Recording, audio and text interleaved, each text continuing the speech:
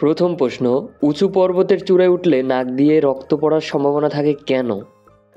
Option, বায়ুর চাপ কম বলে, ঠান্ডা বেশি বলে, অক্সিজেন কম বলে, নাকি বায়ুর চাপ বেশি বলে?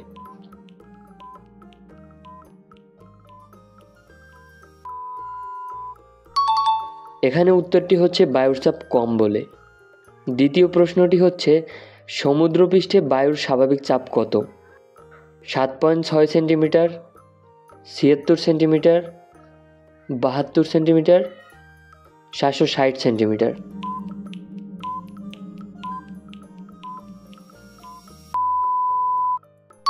সঠিক উত্তর হবে 76 সেন্টিমিটার। সর্বশেষ প্রশ্নটি হচ্ছে, বায়ুর চাপ মাপার যন্ত্রের নাম কি? ল্যাক্টোমিটার, স্পিডোমিটার, থার্মোমিটার, নাকি ব্যারোমিটার?